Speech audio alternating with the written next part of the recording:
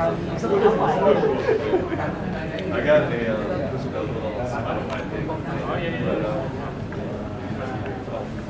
Oh yeah. Yeah. Only in the northern parts. It's beautiful. A lot of beaches. Yeah, a lot of beaches. More beaches. Yeah. Yeah, California, you can go to beach to the snow mountain in 1 hour drive. That's rare. That's why California's amazing. Yeah. There's so much going on. Pak Wi mirip James lama-lama ya. Yeah. You're being watched. We're being watched. They have like peripherals sound. Yeah, they have Spotify.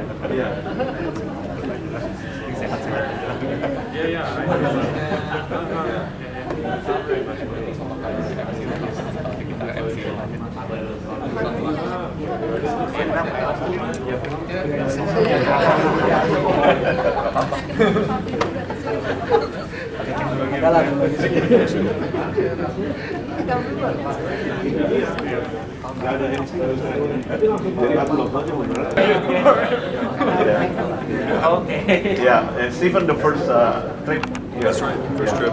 Yeah. Because last year we do with Manstat, the AI. Oh yeah. Seen, for the 2 weeks course. Yeah, last year. In the evening, right? Yeah. In the morning. Yeah, from lab in the morning. Intense. Today we're talking about the game theory. It's so interesting. Everybody should be, asking questions. Sure. Yeah. So then we're going to open in the behalf of the dean, this event, and then I will be moderating, and then you can start the presentation, and then Okay. James will be part of the discussion. Sure. So should I hand this to somebody first? Yeah. Actually, all right. Yeah. So we'll start in 5 minutes, I suppose. Yeah, 5 minutes because we have to finish by 11 because they want to. Saya sama Pak Hafiz sini ya. Sini. Ya, silakan aja Pak Adel. Ya, terima kasih sudah hadir. Oke, hari ini kita akan mendengarkan sharing session ya dari tim dari Pak Pence ya, timnya dari Pak Pence. Dan spesifik kita akan tentang game teori, teknik tentang game teori dan aplikasinya. Ya, mungkin ini merupakan untuk di sebuah computer science mungkin ini create sharing knowledge, agendanya create sharing knowledge ya kita. Itu yang terakhir mungkin ya di tahun ini ya, karena sudah di penghujung tahun. Jadi mungkin yang merupakan bagian dari pengembangan diri dosen gitu ya, Bapak Ibu. Nanti bisa interaktif saja karena sebenarnya sesi ini mau dibuat seinformal mungkin ya, Pak Ben, supaya lebih ngobrolnya lebih enak diskusi. Oke, gitu aja dari saya. Mungkin Bapak Ibu yang ada di samping bisa di tengah aja Bapak Ibu supaya speakernya juga lebih enak untuk menyampaikan materinya. Oke, thank you. Saya serahkan langsung ke Pak Ben. Okay. Thank you, Darwin. Good morning. And we're just going to start because we have to finish by 11 o'clock because this room will be used. So Devi told me yesterday. So before I start introducing the speakers this morning, and this is part of the programs. We have a visiting professor, researcher to our Bioinformatics and Data Science Research Center. And so I offer these speakers to School of Computer Science, becoming a part of the CSK. I suppose create sharing knowledge. So let's make it as informal as possible. And there's Pak Ariono here. You can trigger maybe some informality. And so let me introduce the first speaker. His name Stephen McGee. And Stephen is part of this is unique partnership. Clemson University has been our partner in creating advanced mathematical models for our research center. Focused especially last time with the FAO project we handled. We built a advanced model for Rice Indonesia. And Clemson is our partner, and Stephen today representing Clemson University in the Computer Science Department, and also he's also part of the medical school of University of South Carolina. And so this is partnership. So just mentioning to Darwin just recently, so nice if the same framework if we can be established in Venus. So Venus has a partner, say in the medical school, and we're strong in IT just like Clemson in computer science, and then we have partnership with with medical school to create bioinformatics program. And so Stephen will detail hopefully 1 hour, Stephen. Yeah, 1 hour, I'll try. the game theory techniques application, and followed by our I would say you all long time bioinformatics researcher. Probably everybody knows James Baurley. He has been with us as a consultant slash bioinformaticist slash data scientist slash whatever, and it came to Venus 2 times a year to advise us, and in collaboration which cover a lot of bioinformatics in AI area, and he will lead the discussion section.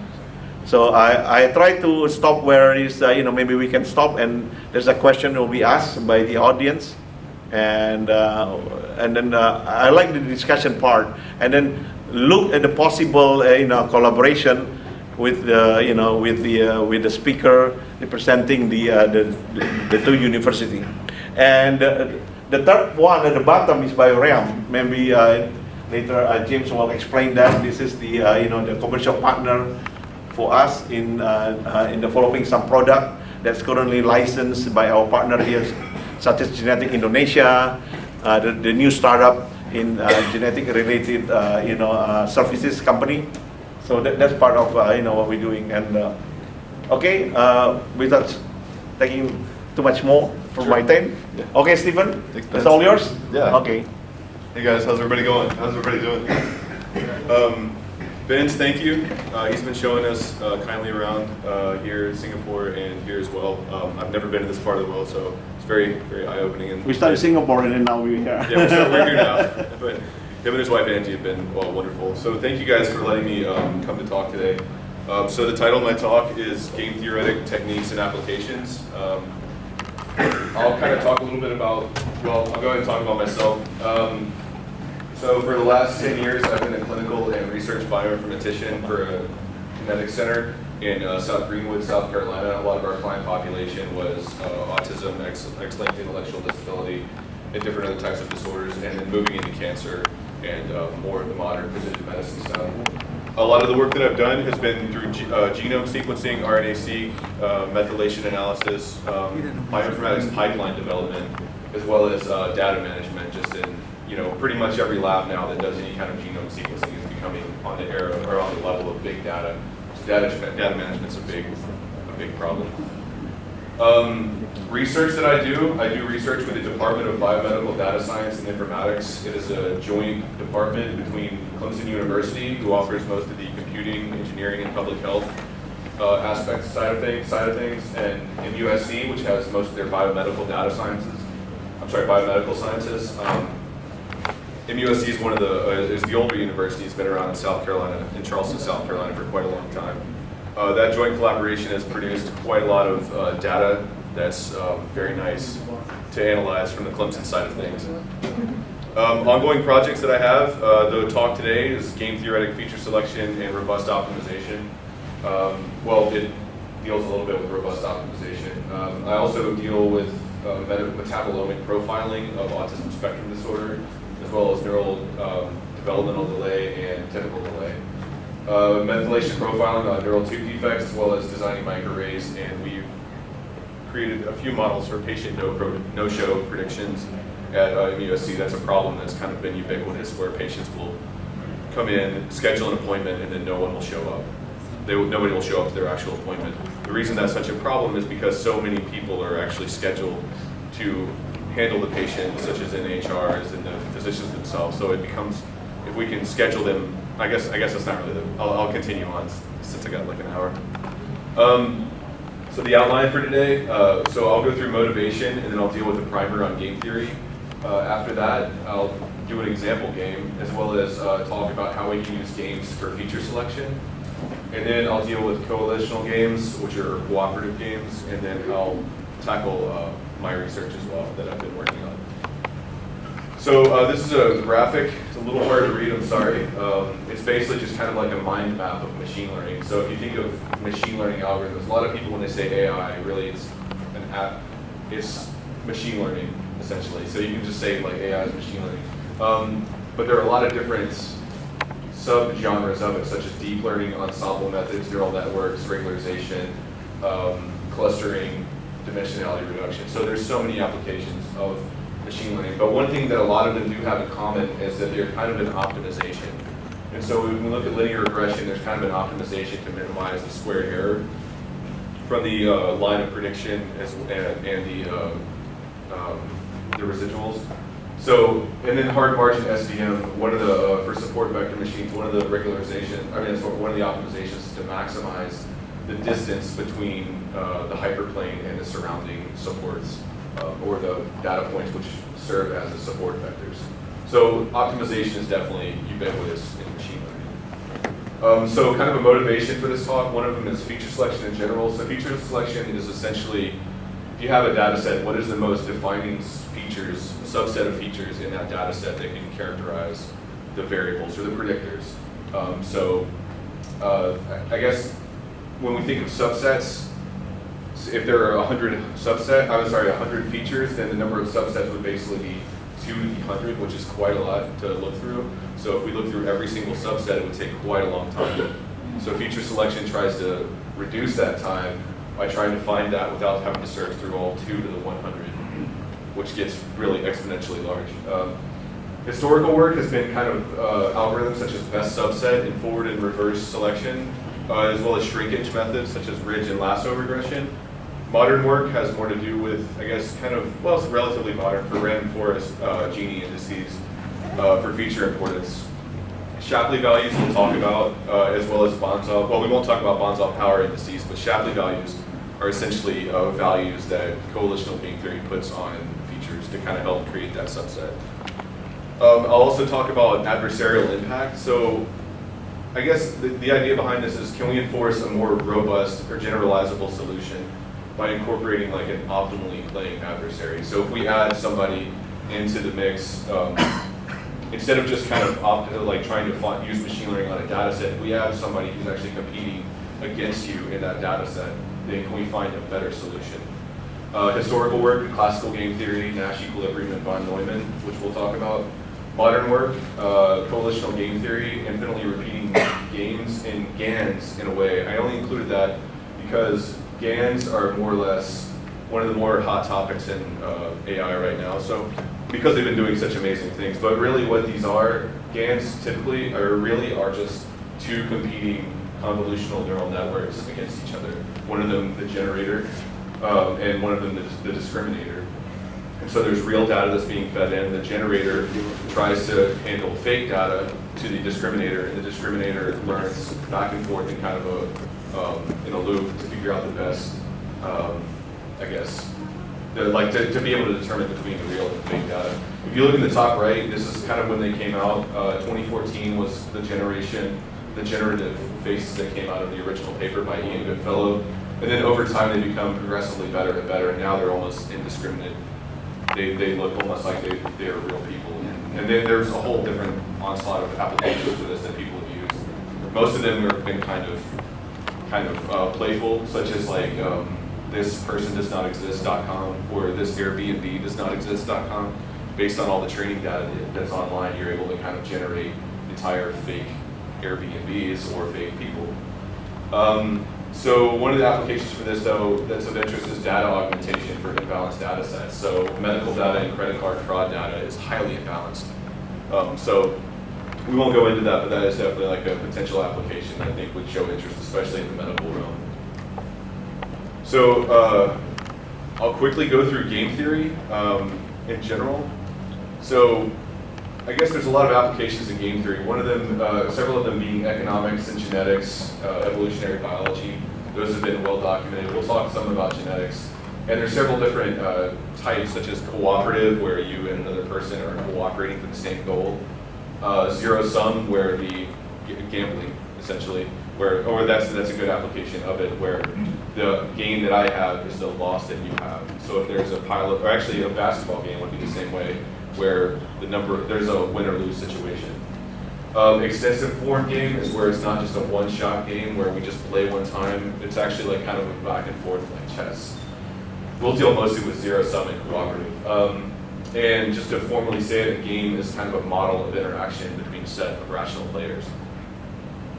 So this is a picture of von Neumann. He is one of the scientists who developed the theoretical framework, largely for zero-sum games, for two-person zero-sum games.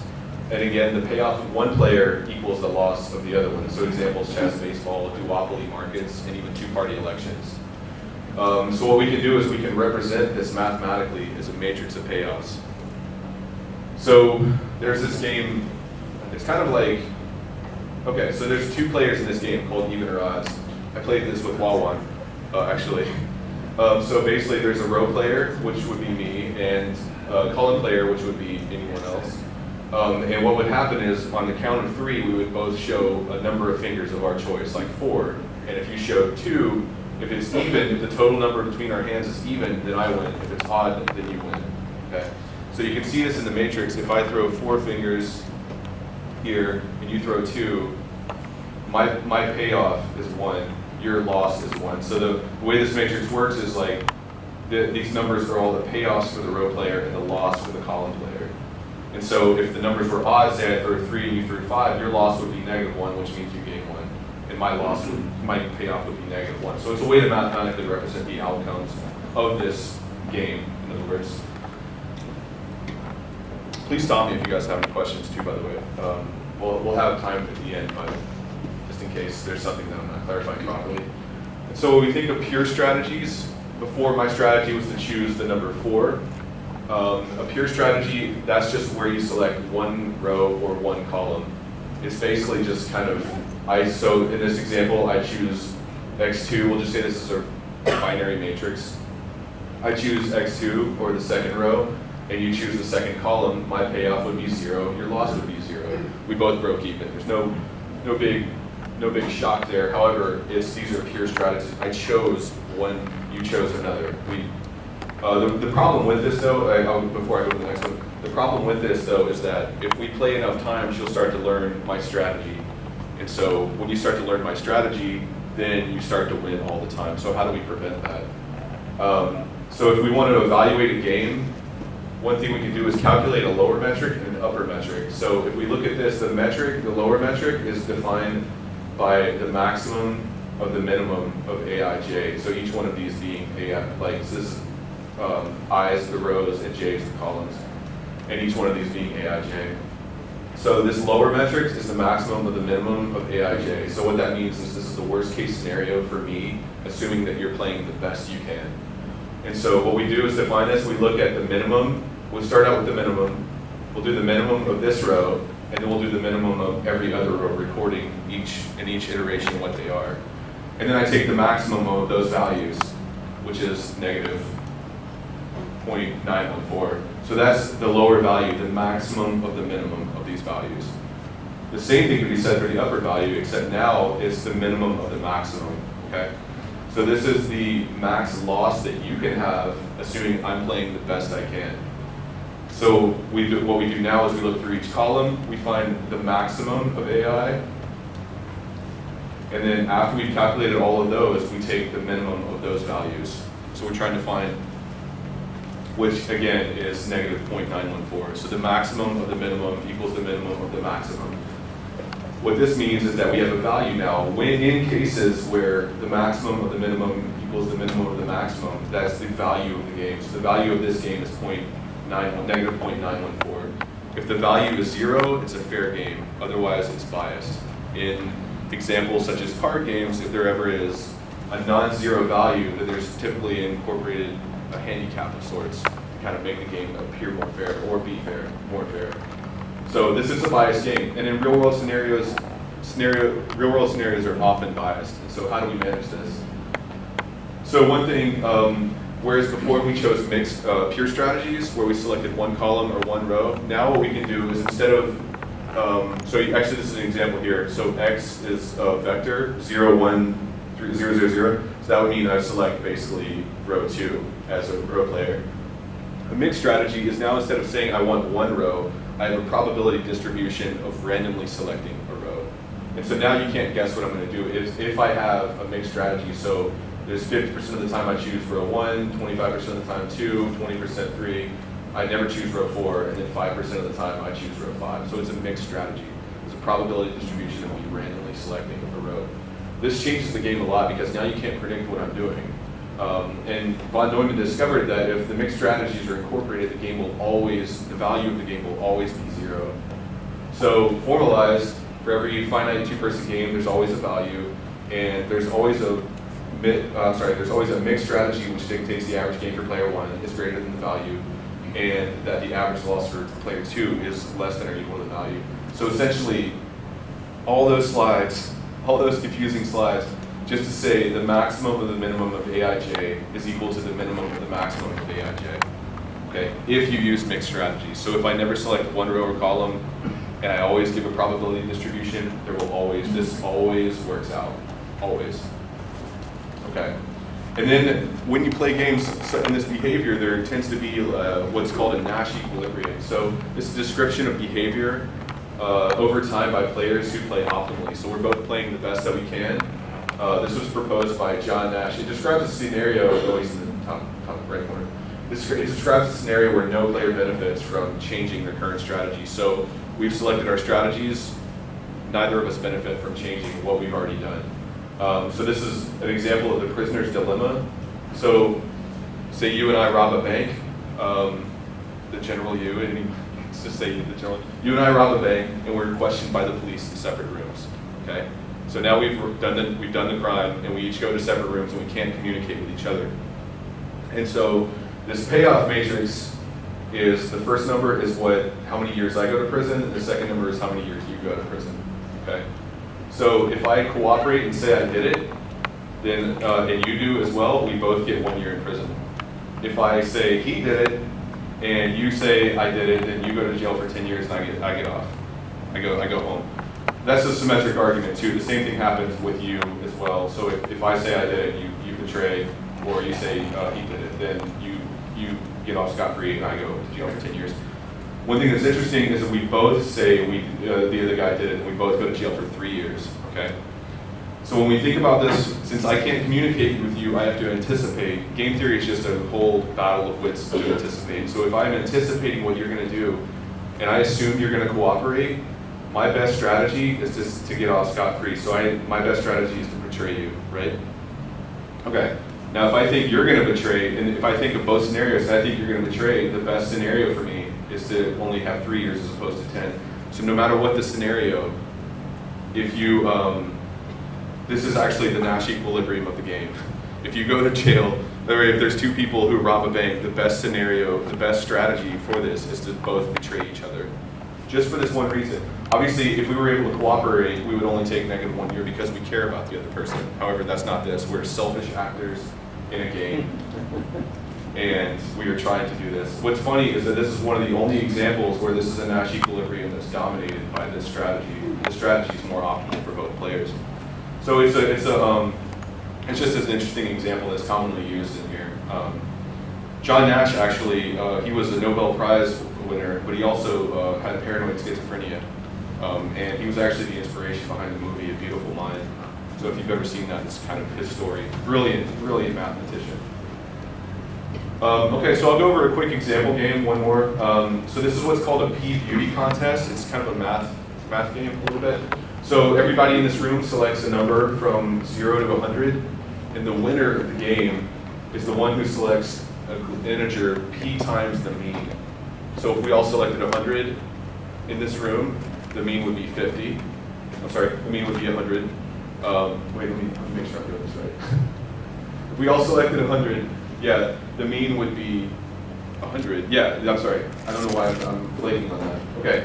We all selected 100. The mean would be 100, and 2/3 times the mean would be 67, approximately, rounding up. Okay, the winner is the one who selects 67. Okay, so what you have to do is you have to anticipate what everybody else is doing. So I think everybody in this room is going to select 100. I choose 67, right? But then I'm thinking, well, what if other people are thinking that same thing? So now you're anticipating that other people are thinking the same way. So now I'm like, what's 2/3 of 67? Or we'll do 50. We'll do 50. That's a little bit easier to calculate off the top of my head. So it's a half instead of 2/3.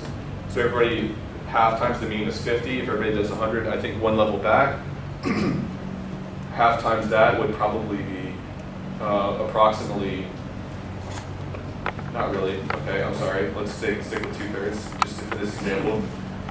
2/3 of 67 is approximately 34. And then 2/3, I don't know why these numbers are off.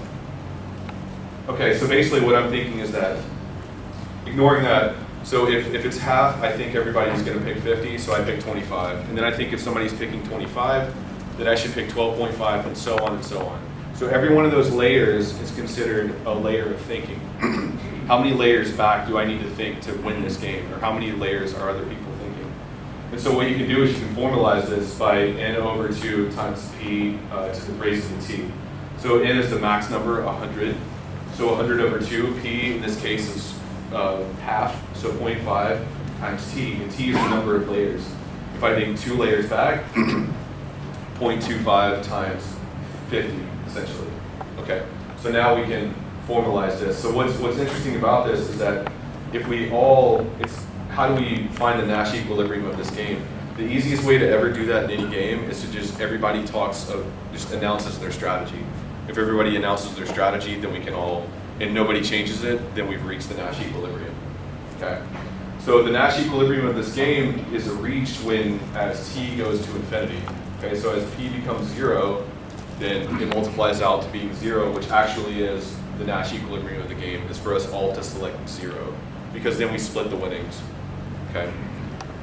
As an example, if we all announced our strategies and one guy had 50 and everybody else had 0, then he would benefit by switching his strategy. So with one guy being 50, that's not the Nash equilibrium until he switches. Okay, one thing I will say though, that this is an example. The Nash equilibrium is a mathematical, theoretical example, but it's not often reached in real life. Look at, for example, here. If everybody thought in this manner, then there would be nothing but zeros. Whereas you can see some people in a 2/3 game selected way above 67, which makes no sense. And so that shouldn't have been done. So in real life, the Nash equilibrium doesn't quite always apply just due to human nature and different kinds of other underlying mechanisms. Actually, here the average number picked was 27, so the winner would be 17. So we can say that in this example, the Nash equilibrium was not met. Okay, so I'll go through game theoretic feature selection. So how do we use this to select for features? So the mixed strategies of each player can be represented by a weight vector of probabilities. And so we consider each one of these indices of the rows to be a weight vector, and each one of these to be a weight vector for the column player.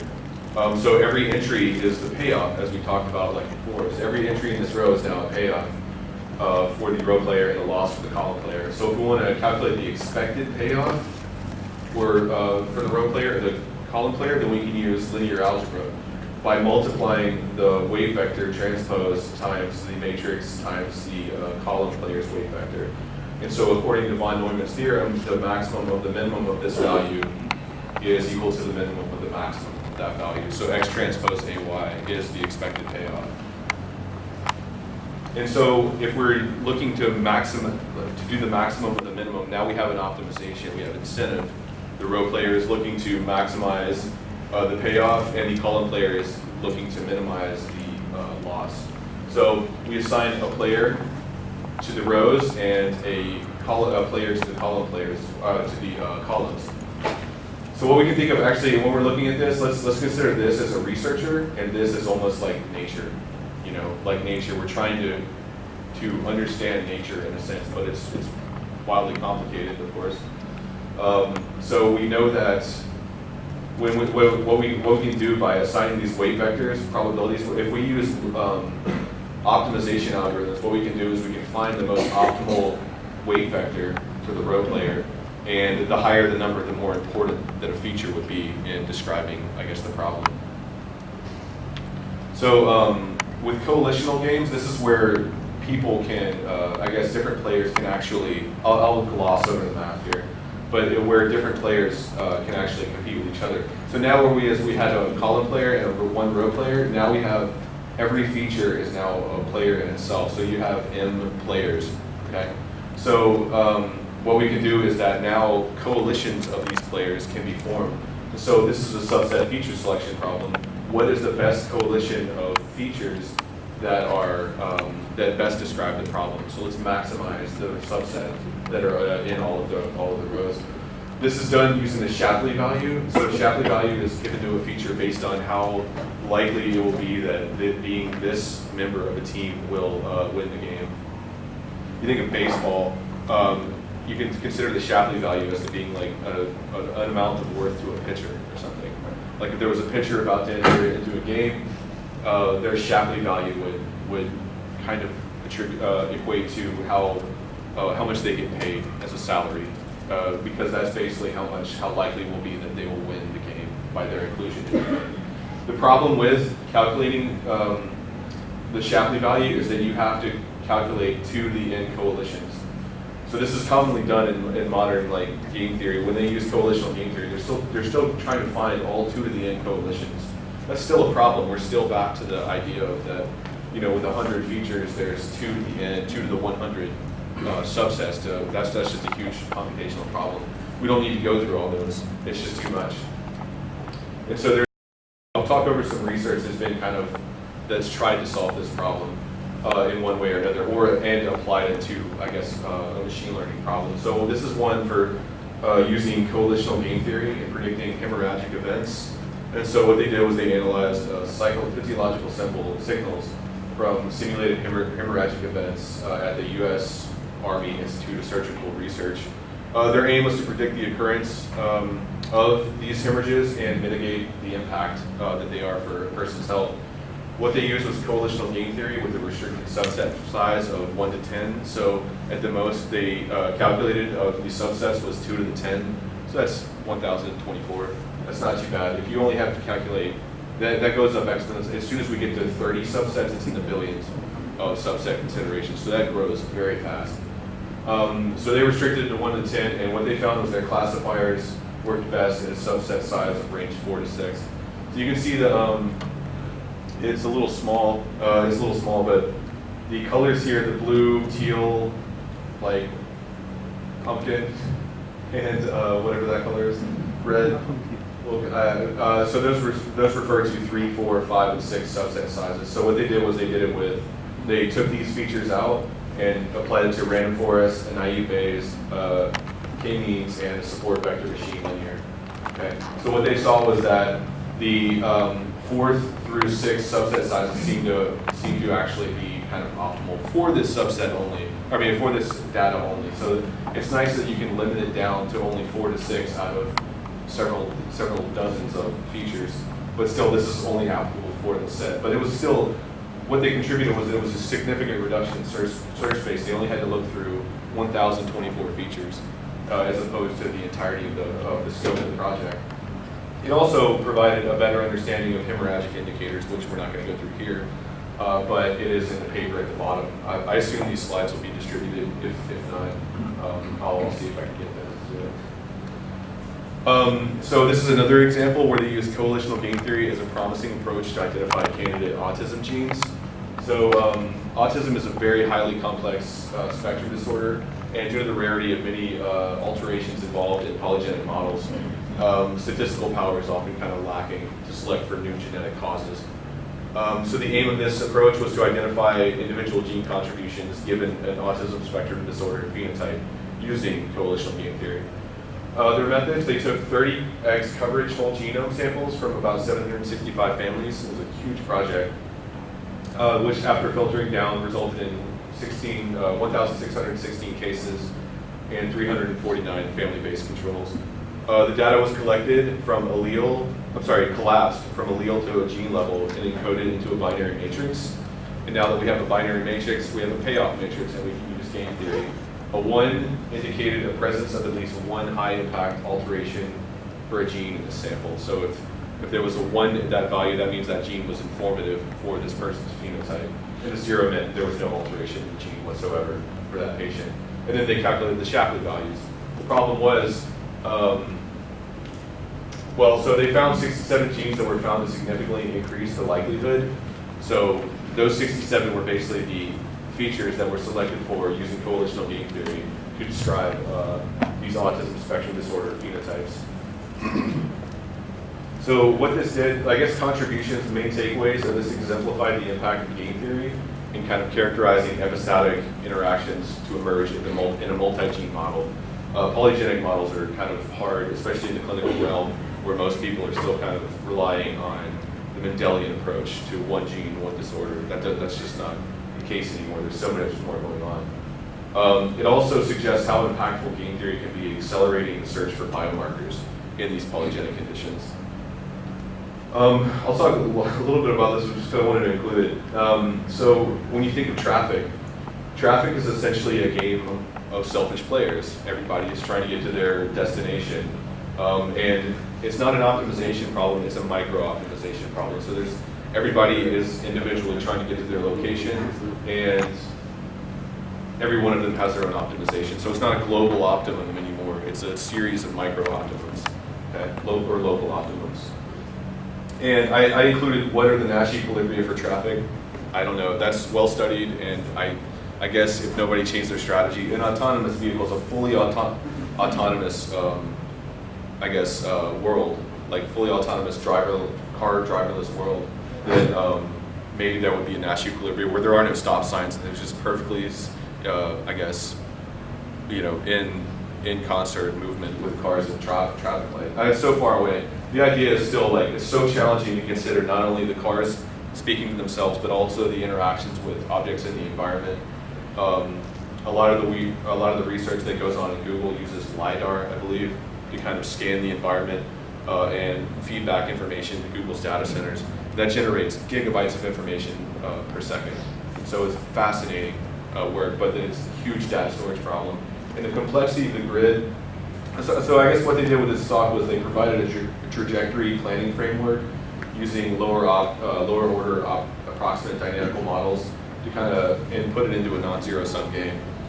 Their findings, I don't want to go into the math of that, but basically the findings were that the complexity of the grid will be absolutely astronomical, and it would have to be parallel on an order not even considered before, because every single person essentially is I guess you could assign one core in a processing unit, in a computer, or like a cluster to every single person. And so with millions of people driving around, it's a massive problem.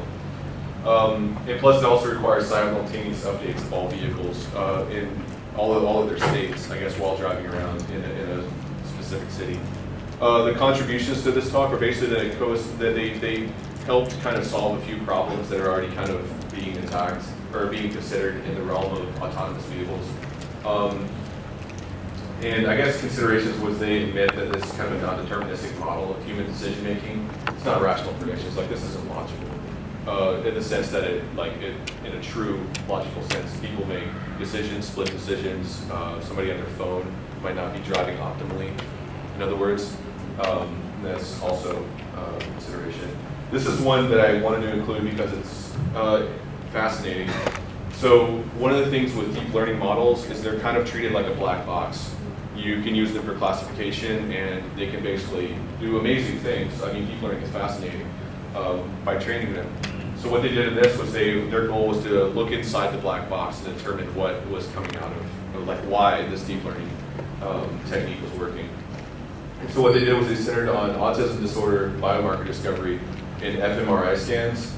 And so what they used was convolutional neural networks to scan through some of the brain images from fMRIs to try and find these biomarkers. So they had already implemented these deep learning models and they were successful, but finding the features within them were challenging. And so they relied on two separate methods to kind of underline the data set to approximate the Shapley values. They used coalitional game theory to figure out what these features were inside the deep learning model.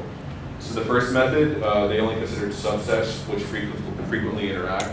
So I guess I should say, when they looked at these fMRI scans, they created networks. And so they're relying on the underlying network of this data to be able to kind of speed up the process. So they looked at subsets that interact. They calculated Shapley values for communities. They used Monte Carlo approximation for the largest ones.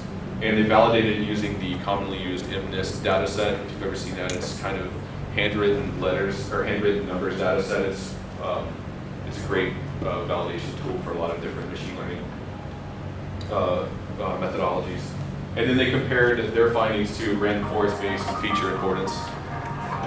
I'll show their findings on subsequent slides, but their contributions are they reduced the 2 to the n number of calculations, and they also determined a deep learning model. They were able to look inside their deep learning model to find the best features. So these are some of the scans that they found using their different methods, and you can kind of see, so this is method 1, their CSVE, their HSVE. But basically each one of these are, the blue lines represent the first method and the orange lines represent the second. And each one of the values on the x-axis refer to the different regions of the brain. And so both methods are actually kind of playing in concert. When they compare to random forest methods, they actually show these, they can rank them in order based on random forest.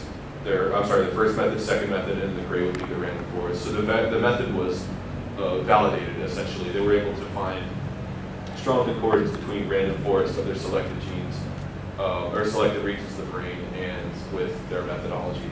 So it was an interesting take. Like, now we can look inside of a deep learning model to using coalitional game theory to uncover what's happening behind the scenes.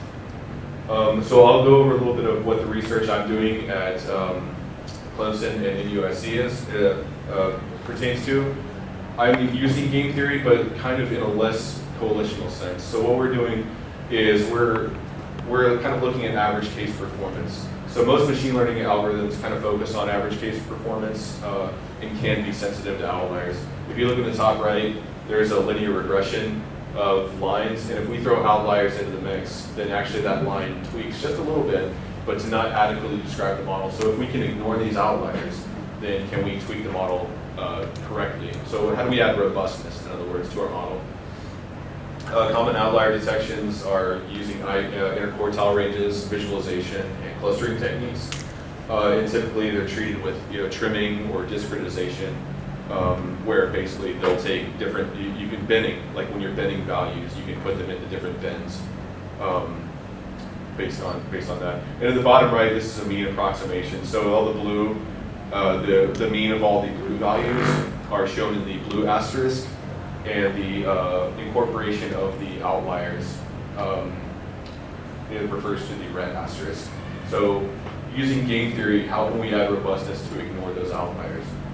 And so when we think about this, are there data sets where I guess they're not necessarily average and not necessarily worst case, but maybe just somewhere in between, like GANs, like when we added an adversary, how can we utilize that to maybe find a better model? Not necessarily the average global optimum, but several local optimums that will give us the best model, which has been shown in GAN's research. Again, so these series of micro-optimizations can be reached based on competing selfish entities. And so if we look at a matrix in the top right, features on the X column and cases and controls on the top column, we can incorporate this model right here, this X transpose AY, such that each one of these constraints, that all of the weight vectors sum to 1, there is no non-negative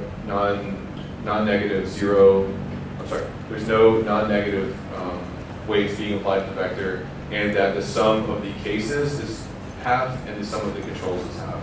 So now we can use this model to differentiate between the cases and the controls. And so when we set this matrix up,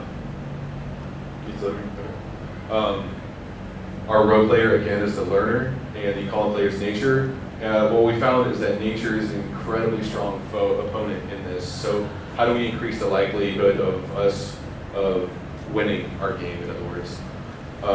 And so what we've come up with, most of our research has been tempering the adversary, kind of limiting the amount of power that nature has to kind of have to bring us to the most optimal subset of features. And so what we've implemented is an alpha parameter. It's kind of a tuning parameter where alpha 0 is equal to average case, where the nature has 0 power, or the column player has 0 power, and 1 where you just let nature run freely and the problem is incredibly hard. So what we do, what this says is alpha is the tuning parameter and W is represents a max weight that an adversary can impose on any column. So if we look at any one of these columns, alpha lets us choose the maximum weight that this player can put on any column. If alpha is 0, it has 1 over n. If alpha is 1, it can pick its own column. It can implement a pure strategy and put all of the weight on that, and that significantly reduces our chances of finding something. So basically, these omegas are basically calculated by implementing this alpha parameter. So preprocessing the matrix, this also allows us to, what we do is we take a raw matrix, normalize it, and then negate the controls that are in a 2 classification problem. What this allows us to do is normalization allows us to take several different features from different technologies, including binary, and incorporate them into one. This has kind of been used a little bit on some data with in the precision medicine front, so we're able to take transcription information as well as array data. I'm sorry, like SNP genotyping data from next-gen sequencing, and some demographic information from EHRs. So we're able to normalize them all based on different parameters. These are all z-scored. And then negating the controls just allows us to direct the column player to separate these two so that they're maximizing the minimum. Will allow it to find, like, I guess if they weren't negated, it would show spurious results, and they would probably pick 1 or 2 columns without that problem.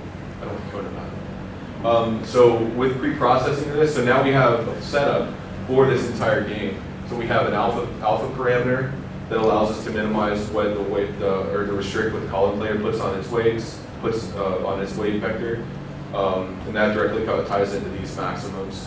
And then we have all of the constraints that we have right here. So we're allowed to control the weight distributions now for our column player. So the performance of alpha, what we did was it turns out that, again, as I said before, nature wields immense power in this situation. As we had already assumed, with an alpha of 0, that proves to be too greedy, which means that it just resorts back to the row player picking the most optimal. Okay, let me phrase this correctly. Alpha 0 means that the column player has 0 power, and the row player picks the most greedy solution. Okay, which is commonly done in certain. That means there's no competition. There's no reason for the adversary. So when we push it up a little in an alpha of 1, it means that all the power is given to nature, and that just causes results that are meaningless. But so what we did find was after we tested alpha out, we realized that alpha, just a little bit of power taken away from, if you give the column player just a little bit of power outside of the greediness of it, then actually you get really informative results. But alpha is extremely small compared to 1, so you need to take quite a lot of power away from nature in order to actually find the most informative area. So what we've done was two comparisons of this. So one of them is a 3-SNP scenario. So we had a series of 100 genomic positions, and we took all of them and randomized them so that they became kind of the chaos in the matrix. And then we took 3 additional SNPs, all synthetic, and 50% of the cases had SNP1, 50% had SNP2, and 51% had SNP3. So when we took the greedy approach, only the 51 SNP actually was shown here. And so as soon as we started increasing the alpha, we actually started to see that the matrix started finding the more robust solution, which was the 50, 50, and 51. So now we have more information being represented as opposed to just kind of a greedy approach. We also showed it with the RC data set, which is it's in the UCI data repository that's commonly used for testing feature selection. It's basically just mass spectrometer data, mass spectrometry. So what we do is we calculate the entropy of the vector returned, and the vector is entropy is essentially just the negative sum of the value, I guess, so the probability times the log of base 2 of the probability. So this allows us to kind of represent, if we take 2 to the entropy, we actually can represent the bits of information that are being returned in this solution. So as you can see, as alpha goes up from very small amounts to even just 5/10,000ths, it actually gets to a point where almost at 0.005, it'll actually just level out for, on, off that graph right there. So we even looked into further tempering. So now that we've seen small values of alpha will be enough to create reasonably sparse solutions, we took further restrictions.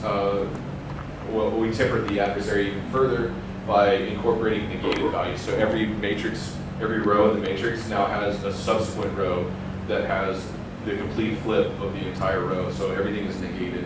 So now we've removed even more power from the matrix, and we were able to actually find thresholds where the tipping of this point was. So this is the standard matrix for the RC data, and then we incorporated the negated values and found a threshold increase to where this was. And when we look at that threshold, we actually see that none of the probes were found at an alpha of 0.009. So probes in the RC data set are fake data. It's basically like wrong data, and if you select for them, it kind of goes against your method.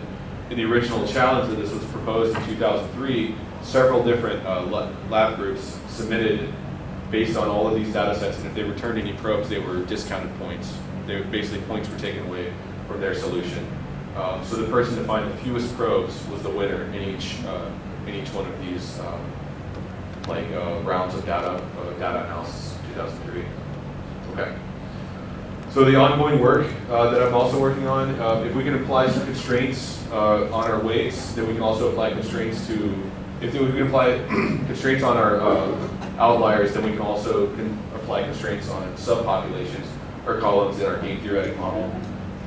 And so if we have an actual matrix of information, but with several different cases, such as cancer subtypes or other types of classifications, then we can just apply the weights accordingly and focus only on one population or the other, or all of them combined. It's really, now that you can mess with the constraints, you can hard code them in, no problem, and it's the same kind of one-shot game that we can calculate. This is being done currently on our metabolomics work, on some metabolomics data. This is autism spectrum disorder compared with typical development and general neurodevelopmental delay.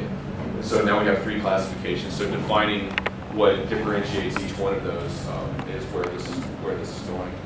There's also kind of a comparison that can be made between boosting and online prediction. So that's actually been shown in the paper at the bottom to be dual games of each other. When I say dual game, the minimum of the maximum is a game, and so is the maximum of the minimum. So they're equal to each other. They're called duals. We can also compare repeated games, which is where the same game keeps getting played over and over, and you learn from each instance of the game.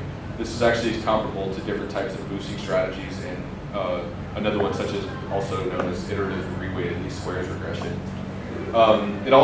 We can also kind of apply this towards basic linear regression. Instead of applying one line to data points, we can actually span this alpha tuning parameter and go from 0 all the way to 1 and actually give a distribution of lines for the data points based on different outliers in the data set. So the goal of standard linear regression is to kind of minimize the sum or the average sum of squared errors. The guided distribution of lines that we're proposing is kind of, you minimize M and B in the the slope and the intercept of the maximum of the sum of weights times the absolute value of the errors, given that all of your weights are less than or equal to 1 over some pre-specified value of k. So that's where we're going, is some sort of way to, we've tested it out, it actually is kind of nice, but we're trying to visualize it. Finding out how to visualize this has kind of been more of a challenge, whereas now, as you tune the alpha parameter, even slightly, you have to recalculate the entire problem. So you have to run an entire game analysis every time you tune alpha. And so it becomes a computational problem to try and figure out how to propose this distribution to in a web application such as a GUI. So that's the extent of my talk. I think I finished a little bit faster than anticipated. Do you guys have any questions about any of the work that we've talked about today? Hey, Stephen. Yes. James. Can you go back to the graph with the alpha settings? Yeah, that one. Yeah, that one. I might have missed it, but I was curious on the two different lines, the blue and red one. Yeah. So the blue line is the actual value that we calculate. That's the entropy. And what this coincides to is if we take, like the log base 2 of that, this actually, if you take 2 to the entropy, the log base 2 of that approximates the number of observations in the wave vector. And so now we have our value of entropy, but if we want to know how many features were returned, we can approximate that by taking the log base 2 of it. Okay. Another question is, so you build a model based on game theory, and then in machine learning, there's like cross-validation, or hold out part of the sample to evaluate the model. Right. Is that kind of the same process in the game theory model, or is there different approaches? Okay. So when you think, I guess, of most machine learning, it's kind of a two-step process where you do the feature selection and then you apply it to a learner of sorts. And so this is more along the lines of just the feature selection step. So finding the most discriminative features and then applying it to a learner. So yes, there could be a feedback of that. This is just more or less like kind of finding those features until you start implementing such like tenfold cross-validation or leave one out cross-validation. So this is kind of the step that's not testing the model, more or less like building what would make the best model. It's kind of like finding the right concrete before looking at the building. Okay, thank you. Absolutely, thank you, good question. Thank you. I'm very much interested in your presentations because it shows another alternative for feature selections. I have several questions. First of all is, can you explain the condition to use game theory for feature selections? That's my first question. The second question is, can you also explain advantages and disadvantages this approach for, let's say, machine learning to solve the particular tasks like classifications? And then also practicality aspect. I saw that you explained so much about the matrix of operations, and I figure that the bigger the data size, then the high computation workload need to be addressed.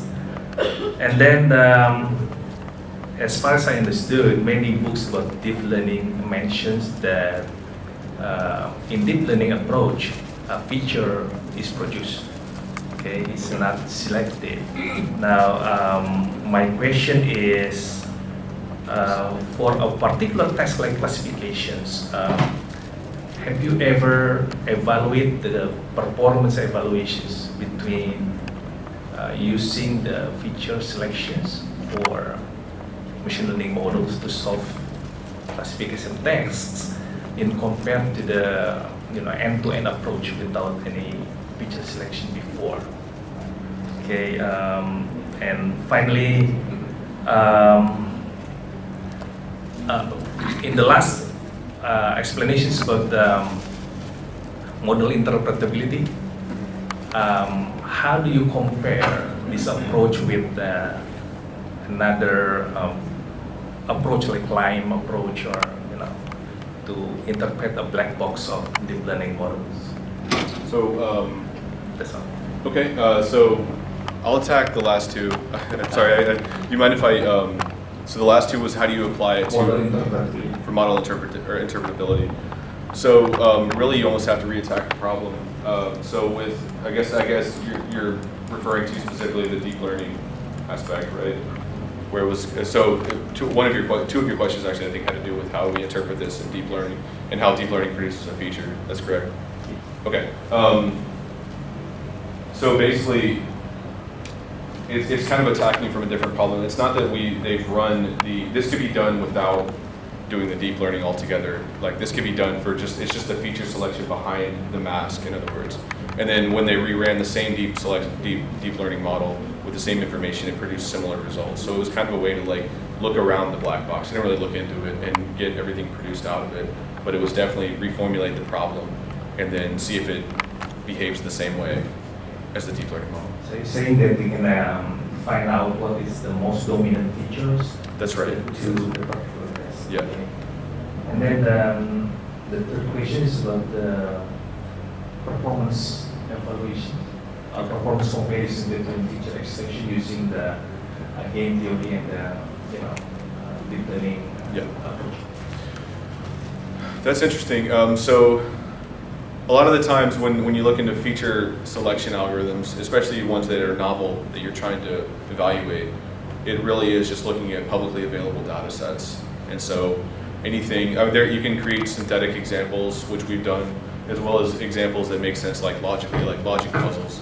But the hard test is usually against data sets that already exist out there that have been well studied, such as the MNIST data set, the MNIST, or everything in the NIPS that was done in the NIPS challenge back in 2003. There's a repository called UCI that provides a lot of different types of information that we've drawn from that has a variety of different cancer cancer subsets, machine work subsets, how would I call that? What's the name for that? Like production assembly subsets and things like that. So you can do not only just classification tasks, but other types of regression as well. Okay. Did you have any other questions? Yes. Okay. The previous question is about the advantages and disadvantages, and also practicality of this approach, especially when we are taking the big data size as input. Yes. That's where it becomes a challenge. It requires some work. So you have to define the matrix. That might not always be the problem. And so we have our features and our columns, but there might not always be a definable finite matrix. And that's actually an active open. So that's where it gets into kind of the infinite game play, where really there might be an actual infinite matrix that you can't really evaluate and calculate the X transpose AY. It's too big. And so now you need to start looking into approximation algorithms. So that's kind of an ongoing challenge. Like game theory is not it's relatively new to certain other types of mathematical models, but there's still open science being kind of worked in that area. That's a great question. Thank you. Yeah. I think that's all. Thank you Okay, very much. thank you. No, thank you. That was great.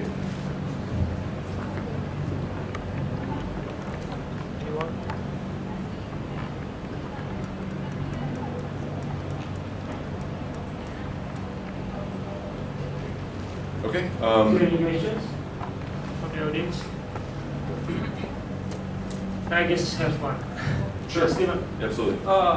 you clearly explained the implementation of game theory in feature selection in machine learning realm.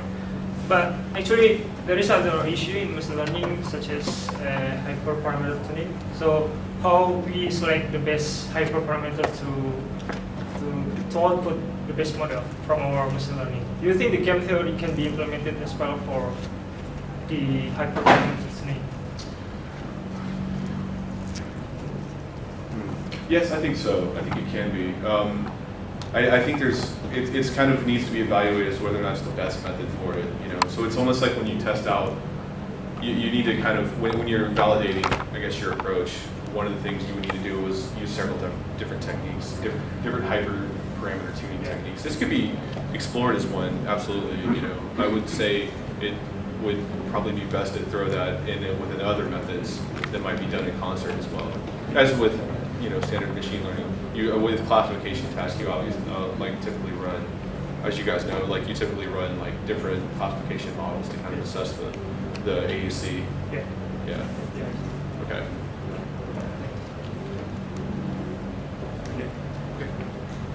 James, did you want to discussion? Okay, so we move to the next. I think we can move to the next phase. Will be a discussion about the actual research have been done and what's currently in progress. Now, hopefully, this will attract some of the audience to join this particular effort. Okay, James. Yeah. Yeah, so that's and then laser up down. Okay. Yeah. Well, I probably won't need this because I have 3 slides. Basically, I wanted to have some discussion points to kind of get the audience working with some of these methods, and I'll talk about some data sets that we have in-house that could be applied, and some methods work that could be done kind of based on Stephen's talk. So, so just a brief summary of the types of problems that these could be used, game theory could be used for. So machine learning, deep learning techniques are applicable to high dimensional data. So in statistics, this is generally known as the P much greater than N problem, where P is the number of parameters or variables or features that you're trying to distinguish among that are important for some outcome. And then N is the sample size. So we see this a lot in genetics. So you have a data set that has millions of genetic variants, and you might only have 1,000 individuals. So the problem is trying to identify the subset of the variables that are important for cancer or diabetes or any other type of health outcome. So again, high dimensional data is every day now. Like our cell phones are collecting everything we do. The genetics, electronic medical records, applications, self-driving cars, like all the imaging collected from MRIs and things like that. Those are all high-dimensional problems. Basically, what Stephen showed was adding an adversary can help produce a better fitting and more generalizable model. So a big problem in machine learning, deep learning is you learn a model and then you apply it to some new circumstance, and then it just falls on its face. It doesn't work. So approaches like game theory can basically make a better model that is generalizable. So when you take it out of a learning environment and apply it to self-driving car or imaging or some EHR to predict if someone's going to have a heart attack or not, basically it works better because it has an adversary to improve the model. Lastly, tuning parameters on the rules of the game can handle unique features of the data. Stephen showed that basically the alpha parameter can better handle outliers and account for subpopulations in the data. So those are some of my take-home messages from today's talk. And then I wanted to just kind of outline some research possibilities that I see here at BINIS, both in the methods development and then also in terms of data applications. So one thing I'd like to see is performance comparison with kind of the off-the-shelf machine learning, deep learning methods. That's one area. Kind of have a data set, either simulated or real world, and basically do like a cook-off between the different methods and see how they do. The second is model interpretation. Basically, like we were just talking about, deep learning creates a model, but it's sometimes hard to interpret what's under the hood. So I think a lot of work could be done in just figuring out what these models mean and giving interpretation to the results. Next is kind of computational aspects, and this is where I think BINIS can really step in. We have a partnership with NVIDIA, and we have GPUs. So trying to build these methods to scale. It's one thing to try these on your laptop, but in real world applications, the data size is going to be large and computational resources are needed. Trying to tweak the algorithms to work with GPUs parallel CPUs. That's all work to be done. Lastly, I think there's a lot of work to be done in choosing the optimal hyperparameters, like we discussed before, and that's kind of an interesting area that I think the field is moving towards. So we have data sets here at BINIS that these techniques can be applied to. We just need people to do it. So I'll just talk about the data sets we have. So in human genetics, we have a case control colorectal cancer data set that was genotyped and imputed. So there's like something like 30 million variables and case control status. So that's one that we're trying to predict risk of colorectal cancer in an Indonesian population. So that's one data set.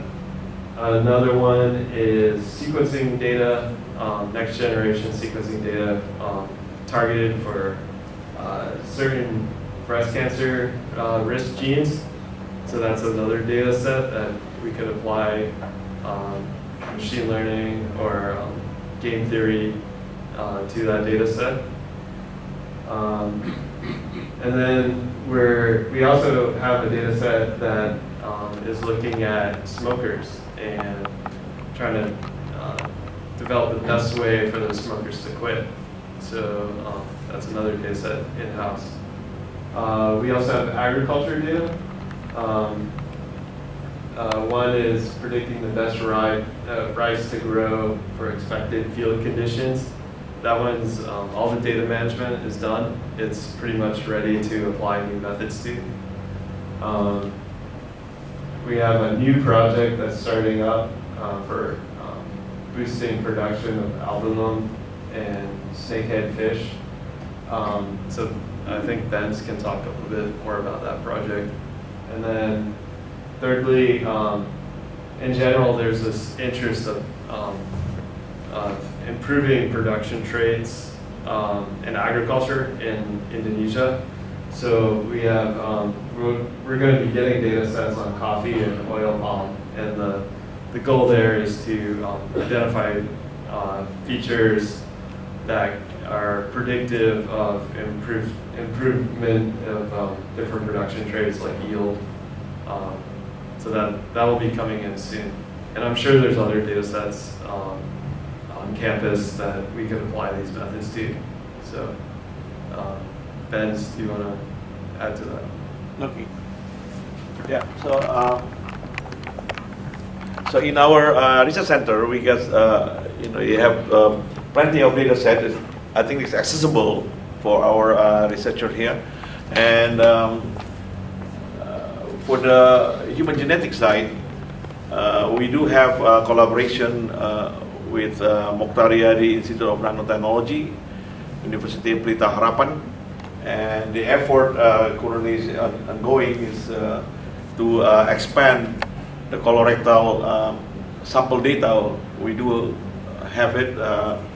It is from the population of South Sulawesi, and we have in the process. There's a pipeline paper trying to publish that in the high impact journal that showing the population of South Sulawesi, particularly in the four ethnic groups: Makassar, Bugis, Toraja, and Mandar, and looking at the particular gene biomarker, we were able to identify which is the sample is some of the sample is exists in the what we call East Asian population, but it's quite interesting. What we have in our data set is reflecting of uniquely in the South Sulawesi population. So, but just like James said, we haven't done the association study for the clinical part of the data. So the current major paper currently, we just analyze and talk about the genetic side of that. But again, it's as I say, we are going to adding more sample for this data. Currently there is a meeting next week with a team from Marine and University of Hasanuddin Medical School. Try to to ask 15 colorectal center for all over Indonesia to contribute to this database. But this particular data we already submit to Colorectal International Consortium, GECO, in Seattle, Fred Hutchinson Cancer Center. So we are hoping to study to compare the Indonesian sample with the international samples. So what we're saying here is I invited Venus researcher to please help us in the analyzing this data. What we have here is as probably we all know, research center is limited in capacity, and just like the rector say, this can be offered to all of us in the School of Computer Science, and particularly our researcher interested in the area of bioinformatics. There is no reason, just the rector say, Pak Benz, I don't want to hear that we don't have data. We do have data here. You just have to talk to us in the center, and we're more than happy to share the access to this data.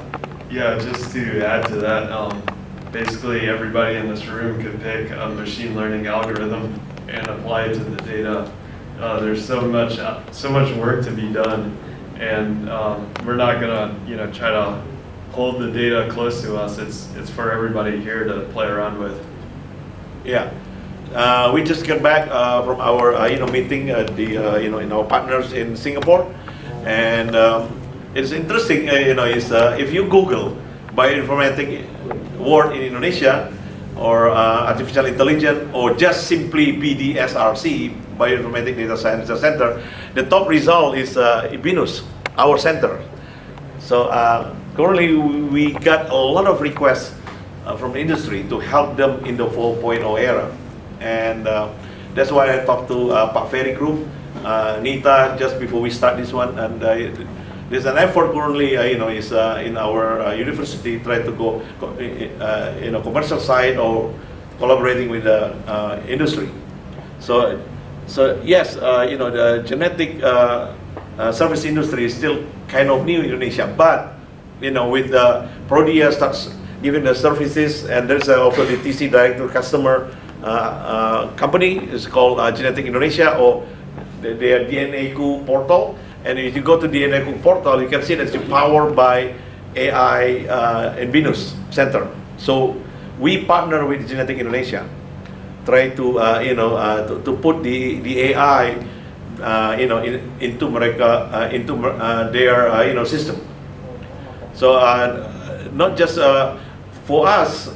Artificial intelligence is just a tool to solve our big data problem in bioinformatics, and I believe in the School of Computer Science there's a lot of also challenge try to use this AI, try to solve each researcher problem in the itself. So we have platform, we have a server, and everything else is open for public, and a lot of our partner outside Venus have been using this GPU. It's 24 hours, 7 days a week. So if there's a need, certainly you can contact Wawan to ask a slice of GPU power, so which is you don't have to invest. And in the human genetic side, there is a breast cancer effort currently going on with Dr. Sonar Panigoro. He used to be in the director of Darmais Hospital, the National Cancer Center. And we collaborate with the Genetic Indonesia, and the data for the breast cancer, just like colorectal cancer, will be accessible to Venus researcher. And the smoking, there's a product that has been invested by Venus Foundation with Pak Michael and Pak Stephen Oyudi some years ago when James give presentation to Venus board member management (BOM), and to license what is called smoke screen technology. The smoke screen technology is a genetic-based technology that helping smoker to quit smoking based on the genetic fingerprint. So Binus partnered with Professor Irawan Yusuf from University Hasanuddin. At the time, he was the dean at medical faculty, and now he's the director of Mokhtar Yadi Research in Nanotechnology, UPH. So we partner to create this smoking cessation technology implemented in Indonesian population, and currently Genetic Indonesia jumped into this partnership. So we're going to collect more data and more sample for Indonesian population, and this particular technology is licensed to us through BioRem. And BioRem received, it's a major and huge grant from National Institute of Health to develop this technology. And currently in the US, you have how many thousand samples? It's close to 100,000. 100,000 samples, and 100,000 samples. Each sample, with around 700,000, marker, genes marker. That is huge. And so we need, more tools to develop to process this data eventually. And so that's in the human side, in part of research happen in the BDSRC, but we don't stop in the human side. So what is Pak Haryono left? Oh, bimbingan. Okay. Yeah. So we start during Pak Haryono still the Kabadan Litbangtan, Pasar Minggu. So we embarked in the largest fund ever received by Binus from international organization FAO. So we the only university in Indonesia at that time received this this funding amount to over 2 billion rupiah at the time to study about the Indonesian rice productivity in the facing of climate change. So that data, we have the data, and we have published that thing in the major journal, and making a lot of rice research interested to see the 467 species of Indonesian rice genetically, and also environmental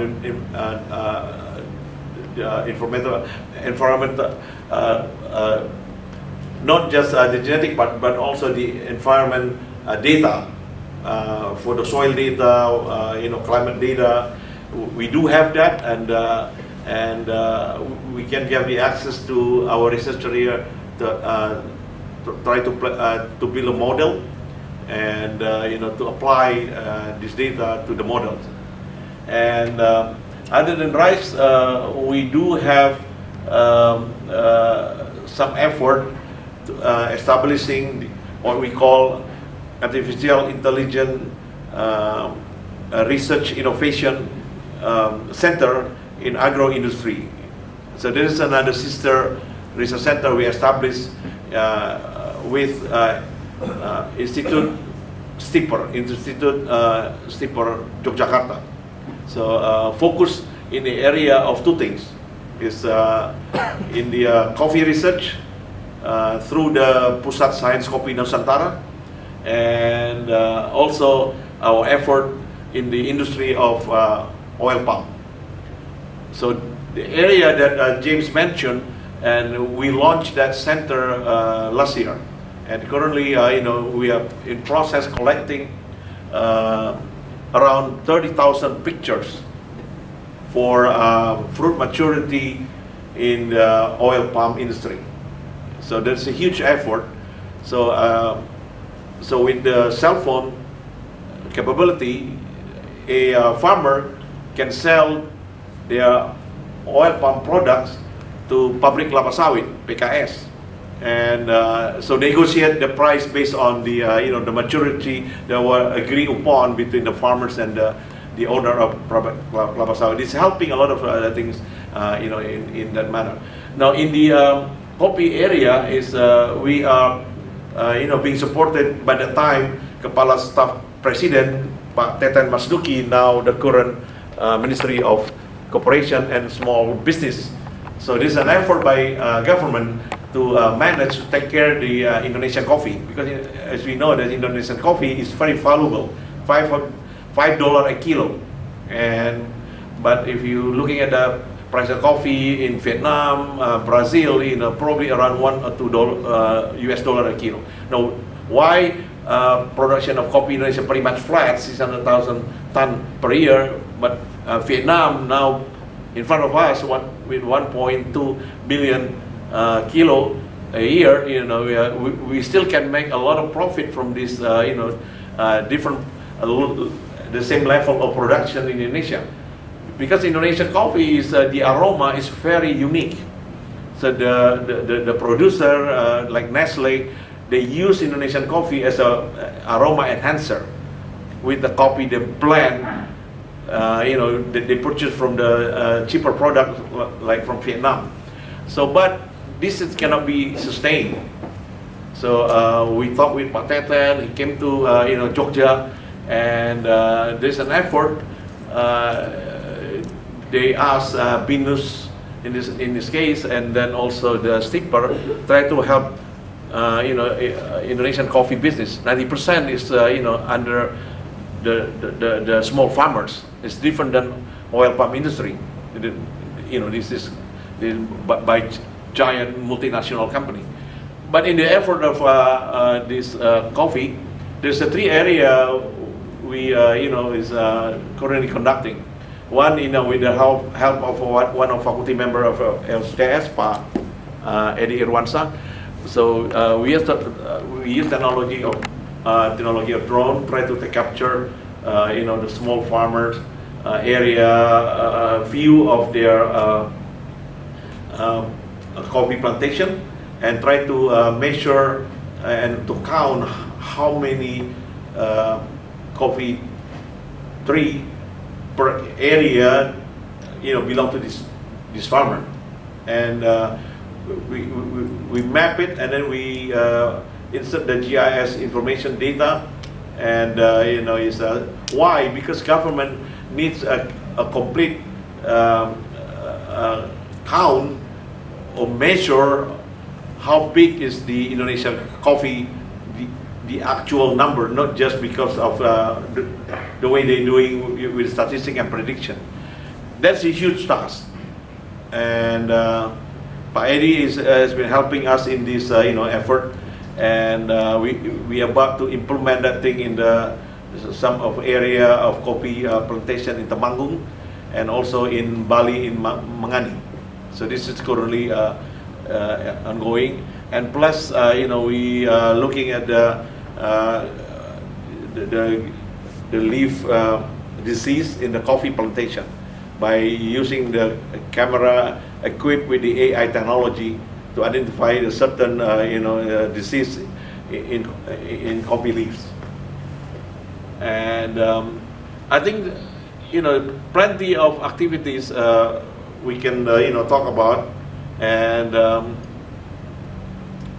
the last one, this is a new one. This is a very exciting one. We have one day meeting on the 18th on Monday, and I think this is the first one. The MOU just signed by Binus, CQ, Profita, and with the director of one of pharmaceutical company, and Binus will be involved from end to end, from hulu ke hilir, to develop the albumin product from ikan gabus, what we call this, fish or Cana striata. So we start to identify the type of this ikan gabus, which is plentiful in Indonesia, but we try to identify through genetic process the best ikan gabus that contain albumin can be harvested to produce albumin. So this is very complete research project from end to end. So involving all the genetic and processing in the pharmacy activities, and all the way to clinical trial to test the albumin itself. So why albumin? Because albumin is very important if if one patient has a surgery, and for example, one patient, if you covered by BPJS, so you want to have a surgery, it's you have to prepare 3 ampoule. One ampoule is 1.5 million rupiah, so 4.5 need per day. So BPJS only cover 900,000 rupiah. The rest of the money has to be paid by the patient. And now Prof. Irawan, which is the board, he's in the board of pricing in the BPJS, say there is no way Indonesia can sustain this. So we have because we imported the albumin for surgical procedures. So we have to produce that thing nationally. So this is one of the effort we try to help the government, especially just is additional information. The current Minister of Health, Dr. Terawan, and probably you hear the story, probably Ikatan Dokter Indonesia, because he's performing the DSA, Digital Subtraction Angiography, and Prof. Irawan, the promoter for Ph.D. for Dr. Terawan. So when he was appointed as a Ministry of Health, so they have this gathering in the Darmais Hospital, which is our partners, and Prof. Irawan just told me last week. So so they try to make a peace with Ikatan Dikti Indonesia, and then Pak Menteri, Prof. Irawan is there, so they call to the stage, and Pak Menteri say, this Prof. Irawan, we thought him, Dr. Terawan is not going to be the Menteri, and he owe to his his mentor and so on. So now why I'm mentioning this, because this is the first time our effort in the genetic study and research get attention from a minister directly, because we have been doing this in the past 10 years since I joined Venus, returned from the United States and joined Venus. We have been trying to do that thing. The only Ibu Menteri helping us in this cancer research, Bu Enda almarhumah. So she already pushed this what we're doing, and but she she passed away before this can be taken effect. Now we have Dr. Terawan, Pak Menteri onward, that need to be accomplished in all this genetic based cancer research. So we have fully support from Menteri and from Prof. Irawan, which is our partner, because in Venus we don't have a medical school, but how come bioinformatics can be making a lot of noise in Venus, and everybody asking me, Pak Benz, what's going on? How come you can do this? Because we have a partnership. Because every time I was called for the as a guest speaker for the 4.0 era, and I just want to share with you guys here, is the spirit of 4.0. Simply, you have to collaborate. Yes, AI is there. AI is the vehicle, but the spirit of 4.0, it is simply you have to collaborate. We have to, and we have to share resources. Not everybody can, has the money to purchase all this GPU. The one GPU for Voltra 100 now, the top you can buy. Voltra 100, which is cost almost $2,000 US. So it is very expensive, not the server and anything else. Now our center here is AI center received donation from NVIDIA, amount to 1.5 billion rupiah, all equipment, the server and the GPU. And I would say, we need to share this. So that's why we have so many partners with the industry, because the industry themselves, just like a new partner for the mega medical pharmaceutical, they cannot afford to establish all the AI center by themselves because it's so expensive. So they need partnership with the university, and to enter the 4.0 the AI era. So they can afford to do all these things. The same also Genetic Indonesia. They focus in their core business, genetic testing. But all the bioinformatics data, we collaborate with them, and then we can process them. And we, as a researcher, has the chance to get into the database. Will be a huge database collected. And the same also, if we want to enter the collaboration with telco company, we have a partner in Eureka. Eureka is the spin-off of Indosat. So they got a massive telco data, which is we can collaborate. So my duty is simply now, I told to Pak Rector, my duty is simply try to connect our researcher through our research center with all the industry, all the other institutions. So I hope our colleague here, and understand that if we need the access, to play with the big data, and you can come to us, and we can, try to help, try to assist you, try to get this data access. In case you willing to develop a tool, try to. That's why we bring Stephen today to talk about game theory, and we want to talk heavy. What do you want to talk, James? In biostatistics, in what in the big data problem? It's, we have James here, and we have all the expert in the U.S. and they're more than happy to assist to work with us. In the Clemson, we partner with the mathematical science department, and then with now is expanding to MUSC. Okay. And any questions regarding discussion, so we can answer this morning? Ada pertanyaan? Maybe we use bahasa Indonesia ya, kalau bahasa Inggris nanti kan dibilang pertanyaan tentang di research center atau pertanyaan tentang tadi game theory. The one is any questions?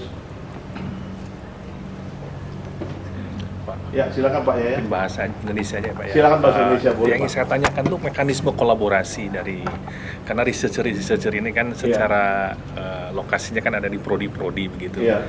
Sementara inisiatif di dalam research ini kan ada di research center ya. Yeah.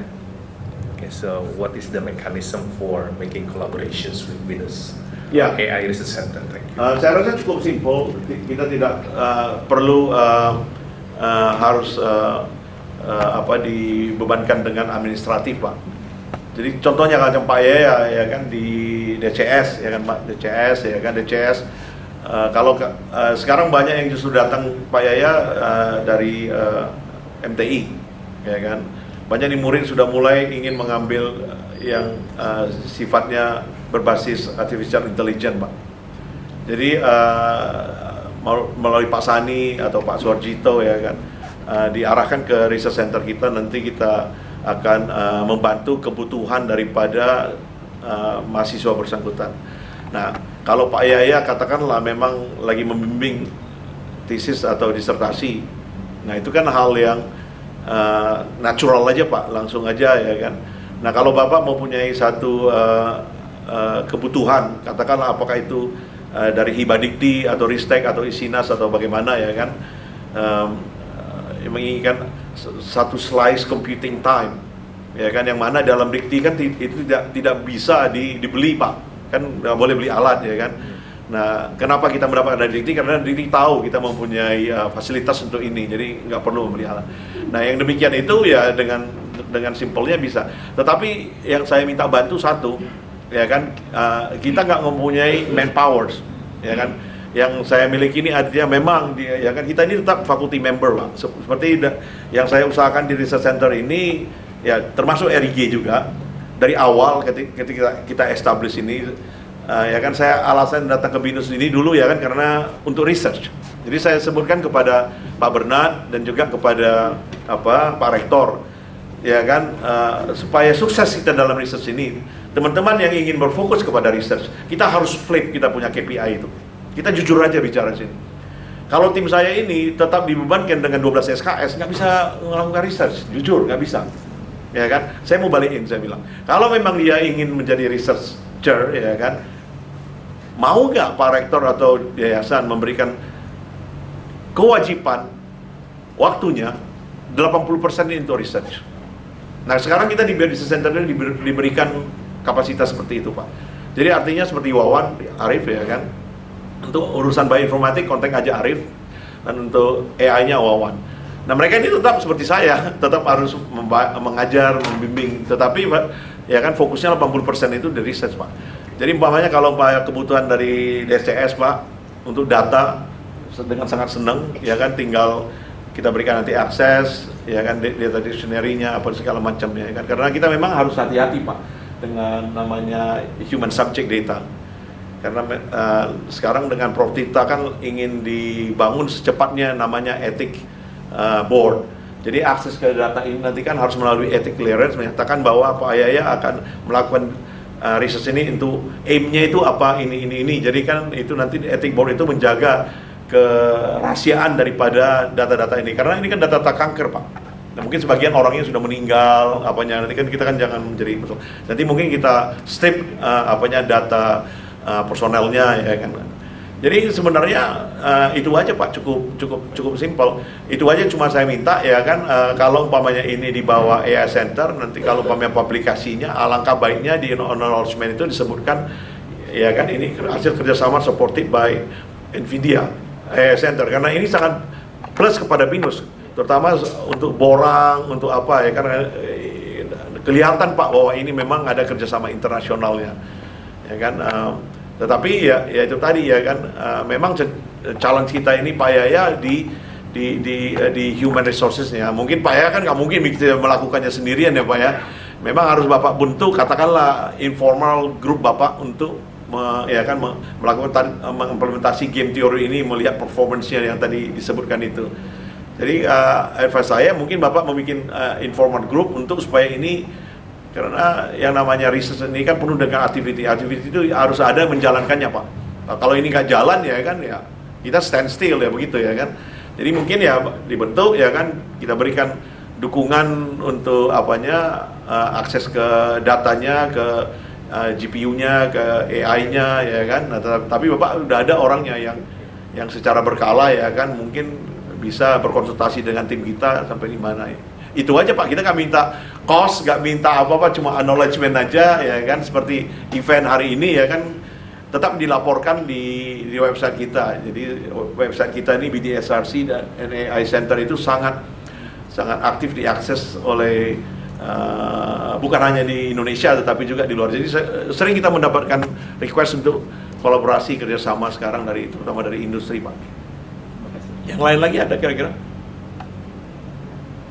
Jadi kalau ada yang mau nanti langsung aja ke ke AI Center kita di lantai 2, silakan aja, ya kan, untuk kalau masih malu-malu nggak apa-apa, datang aja ketemu, ngomong-ngobrol, itu tempatnya nyaman sekali, ya kan. Dan saya rasa we're going to close these things 10 minutes before we got kicked out from here. So I will ask Dr. Darwin Swartono to as the head program to present just a little bit cendramata and for the speakers. Silakan.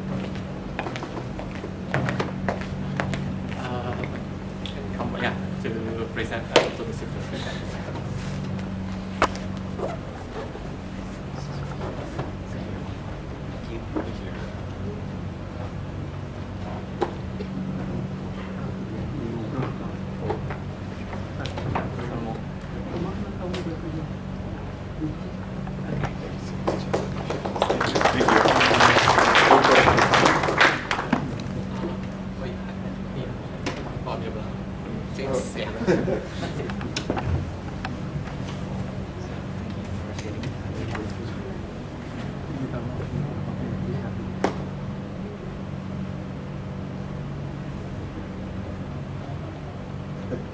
Oke.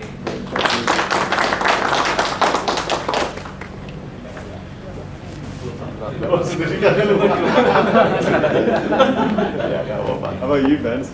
No. You can speak. Yeah.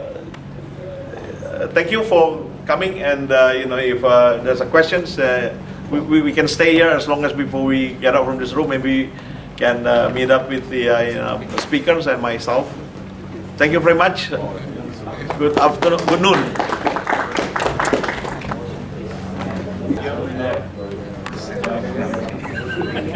That's right.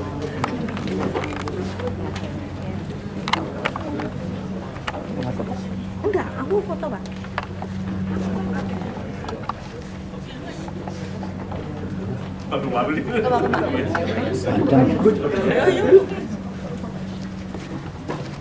Awi nggak masuk?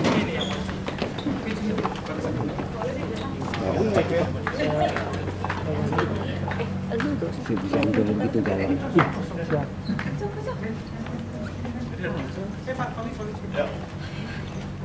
Masuk.